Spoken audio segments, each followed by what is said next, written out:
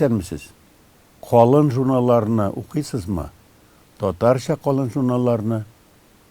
Әйе, кайберәүләрегез уйга калды. Ләкин алар бар һәм аларны укырга мөмкин һәм кызык. Менә Казан утларының 6-нчы саны. Бу юлы минем өчен бу журналда байлык хәтта гадәттәгедән күбрәк тә кебек тоелды. Чөнки мондагы әсәрләрнең һәр кайсы ике төрле хакыйкатькә карый, ике төрле мөнәсәбәткә сәбәп була ала. Менә бер төрле мөнәсәбәт әлбәттә Татарстан президенты указы белән Клара Булатова белән Ркаил Зайдуллага Татарстан Республикасының халык шагыйре дигән мактаулы исем бирүе. Әйе, андый документның әдәби журналда басылып чыгуы рәсемнәр белән кызык истәлеккә калсын һәм шушы мизгелләрдә. Инде әсәрләр. Марат Кабиров ул кызыклы язучы, үзе картаймаганда артык яшьтә түгел, һәм халык арасында да билгеле, һәм интернетта да мәгълүм кеше. Аның повесте Дуга дип атала. Таныйм, хәзергә укымадым. Ләкин Марат Кабиров начар язмый. Рүзәл Мөхәммәтша, минем такташ дигән операның либреттосы.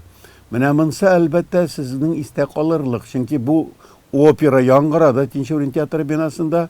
Аның музыкасын башкаручыларын яраттылар һәм чыннан да көчле әсәр. Һәм либреттосыз һәм спектакль үзе дә көчсез дип әйтеп булмый. Ләкин ул минем такташ, ул Рүзәл Мөхәммәтшаның такташы, ул такташның сәясәт белән тормыш арасында изгеләнүе турында язган һәм ахырында аны үтерә, ягъни такташ тип ширеннән түгел, поезд астында үлгән итеп күрсәтелә. Ягъни артык образлы һәм әлбәттә романтик шагыйрьне менә шундый гаепләүләр белән туктата торган опера язу әлбәттә бәхәс уяткан һәм ул бәхәс уянды да. Бәхәсләргә эшәргә теләүчеләр һәм операны карамаганнар, тыңламаганнар Казан утларын алалар да Рүзәл Мөхәммәтшаның либреттосын укыйлар. Ошармы сезгә, юкмы әйтә алмыйм.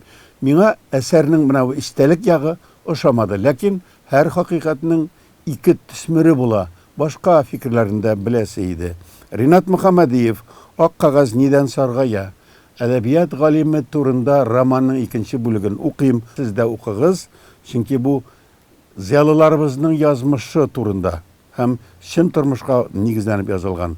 Ркаил Зайдулла ниндидер грант алып роман язарга вәгъдә биргән иде, хәзер язмаган дигән хәбәр чыкты. Менә Кол Шариф дигән романнан өзек басыла, димәк Зайдулла язган. Рафис Кырбан, Муса Җәлил һәм аның көрәштәшләре турында роман язып, шушы журналда Казан утларында быел ук бастырды. Нинди мөнәсәбәт? Әлбәттә бәхәс булыр. Муса Җәлил, аның язмышы, аның гаилә хәлләре. Беләсегез киләме? Укыгыз моны. Фуат Галимуллин, Фәрит Батталов кебек авторлар, бик галим инде бу Фуат Галимуллин, үзләренең мөнәсәбәтләрен белдерәләр һәм Фуат әфәнде бу романның үзенә бик ошаганын әйтә, шулай итеп бар бу әсәр турында төрле фикердә дигән сүз. Һәм дә Исмәгыйль Шәңгәрәй дигән Дубайда яшәгән милләттәшебез белән Ландыш Абударованың әңгәмәсе «Иман һәм гаилә тормыш нигезе» дигән. Менә күрәсезме, әле бу бөтен журнал түгел, күпме истәлекле әйбер күрдек монда. Казан утларында, калын журналда да гадәти тормыш һәм кискен фәлсәфәле әйберләр бар икән.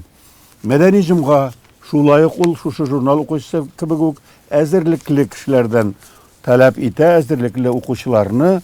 Андагы әсәрләр арасында әлбәттә Төркия театрлар бәйрәме дигән хушбитне укырга тәкъдим итәм, чөнки төркичелекне бөтенләй онытып барабыз.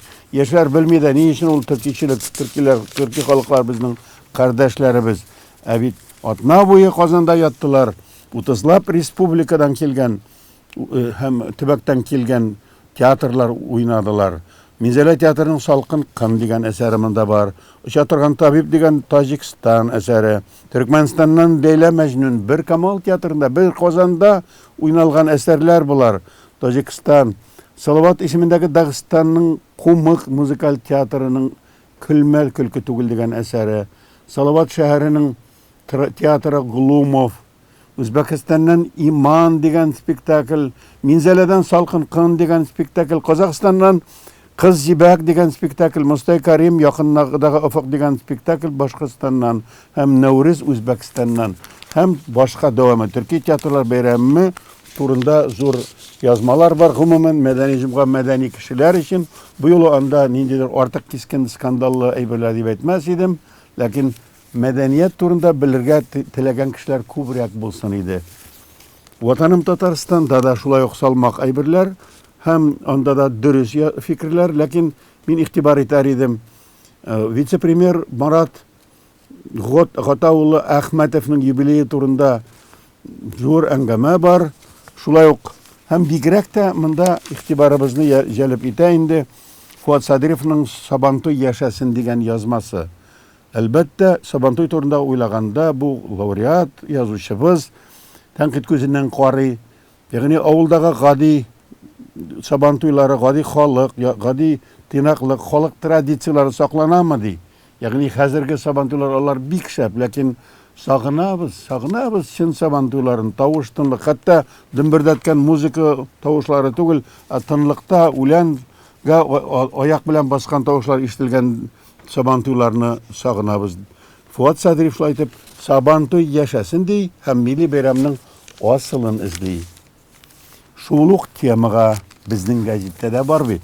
Безнең гәҗит әлбәттә ул мөстәкыйль гәҗит һәм ул дәүләттән дотация алмый, шуңа күрә ул халыкның игътибарын үзенә яулый хакыйкать белән. Әйтергә кирәк, матбугат яши ни очракта, әгәр дә аның чыннан да хакыйкать белән халыкны шатландырасы килсә, яки борчысы килсә, ул тәнкыйть дигәндә сүз кай вакытта була, хакыйкать белән генә игътибарны, мәхәббәтне яулап ала. Шуның өчен күрәсең инде Татарстан авылларындагы Сабантуйларның беркемгә дә кирәге юк. Акча да бирмиләр, санын да белмиләр. Менә шундый озын исем белән Фәнзилә Мустафина, минем студенткам инде бу университетта укыткан һәм яраткан студенткам, бик сәләтле кыз. Шундый әйбер язган бит бу. Бу тәнкыйтьләгән, безгә дә эләккән бу. Ләкин аның тәнкыйте бары тик теге зур җирләргә, зур илләргә, чит илләргә бару турында һәм ул баруган вакытта күпме чыгымнар китү турында әйтелгән. Бу хакыйкатьнең дә икенче ягы төсмере әйтелер, ләкин шунда ук мин үземнең шәхси фикеремне әйтәм, оештыручылар бәлки башкача әйтер. Без Брюссельгә, Парижга алып барган артистлар яки Сабантуйлар, алар андагы 15 яки 55 татарны юандырыр өчен түгел. Әнә шул илләрне, шул Британияларны, Францияларны, Голландияларны яулап алыр өчен. Дөньяга үзебезнең халкыбызның күңелен күрсәтер өчен. Без бит нәрсә эшлибез? Ике машина чыгындыр яки анда полиэтилен тияп җибәрә алмыйбыз. Ул товарларны алырлар, кулланырлар үзләренә, ләкин безнең халкыбызның төсмере бары тик менә шундый затлы, тарихлы, милли рухлы әйберләрдән генә барып җитәчәк һәм танылачак. Шуңа күрә мин акларга адвокат сыйфатында бу Сабантуйларына бераз гына чыгыш ясыйм, ләкин әлбәттә һәркем үзенекен әйтергә хаклы. Соңгы мисалым инде шаккатыргыч әйбер менә Шәһри Казанда бу. Шәһри Казанның бу санында сыер асрау күпмегә төшә дип һаман да әле укучы өчен Шәһри Казан тырыша.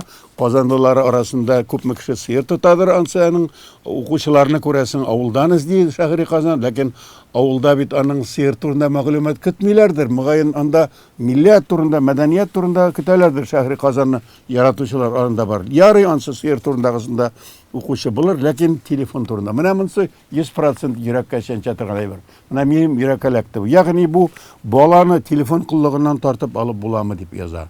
Ягъни монда Әлфия Махатадзе дигән психолог, педагог әйтә, бала чагага телефон бирмәгез, гаджет бирмәгез, яшьли интернетка чумдырмагыз. Харап булалар, аңгыра калалар, белемсез калалар ди. Мин дә ышанам, һәм сез дә борчыласыздыр. Әлбәттә телефон яулап алган баласында, олысында. Ләкин бу хакыйкать бар, һәм бу бәхәсле хакыйкатьтә түгел, ләкин инде безнең җаныбызны шушы хәзерге глобализациянең тимер томырлары һәм информация технологиясы урып алган, милләтебезне дә шул йотып маташа. Шул турда Шәһри Казанда зур һәм мөһим мәкалә бар. Бу мәкаләләрне укырга һәм киңәшергә кирәк. Нишлибез? Интернетка, телефонга кертәбезме балаларны, ә үзебез инде кирип батмадык микән? Хәзергә саулыгыз.